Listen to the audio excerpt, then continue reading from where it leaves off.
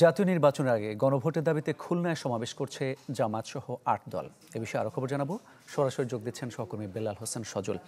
সজল, সমাবেশে উপস্থিতি কেমন দেখছেন? কেন্দ্রীয় নেতারা কখন বক্তব্য রাখবেন?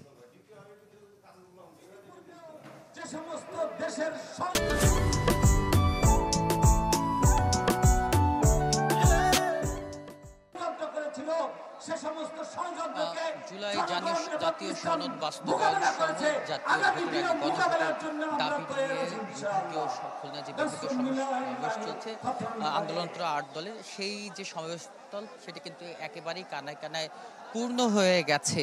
তবে মঞ্চে কিন্তু এখনো কেন্দ্রীয় নেতারা এসে পৌঁছাননি। দুপুর ১২টা থেকে আমরা দেখতে পাচ্ছি যে স্থানীয় যে নেতাকর্মীরা রয়েছে তারা কিন্তু পর্যায়ক্রমে বক্তব্য রাখছেন। তাদের বক্তব্যের মধ্য দিয়েই কিন্তু তাদের যে দাবিগুলো সেটি কিন্তু জানাচ্ছেন। তারা যেটি বলছেন যে জাতীয় ভোটের আগে কিন্তু তারা যে গণভোট, সেই গণভোটটি চান। পাশাপাশি তারা যে জুলাই যে সনদ তার কিন্তু বাস্তবায়নের দাবি জানিয়েছেন। আমরা দেখেছি সকাল ৯টা থেকেই কিন্তু এই যে সমাবেশ স্থলটি শিববাড়ি মোড়, সেখানে কিন্তু বিভাগের বিভিন্ন জেলা সহ এই খুলনা জেলার বিভিন্ন উপজেলা থেকেও কিন্তু নেতাকর্মীরা এসেছেন। তারা বিভিন্ন ব্যানার ফেস্টুন নিয়ে এসেছেন। আপনারা যদি একটু দেখেন যে শিববাড়ি মোড়ের চিত্রটি একেবারেই কানায় কানায় পূর্ণ। তারা যেটি বলছেন, এখানে যারা নেতাকর্মীরা আছেন তারা কিন্তু তাদের বক্তব্যের মধ্য দিয়ে নানা ধরনের বর্তমান সরকারের সমালোচনা থেকে শুরু করে রাজনৈতিক দল যেগুলো রয়েছে তারাও কিন্তু যেটি বলছেন যে আগামী নির্বাচনে তারা কিন্তু লেভেল প্লেইং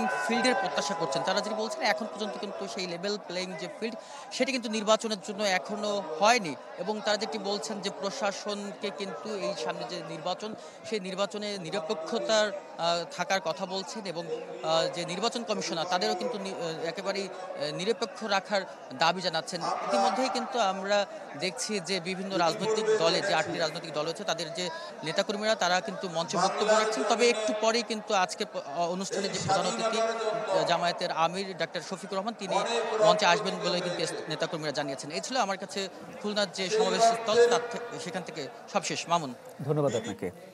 জামায়াত সহ ৮ দলের সমাবেশের বিষয়ে জানাচ্ছিলেন সহকর্মী বেলাল হোসেন সজল।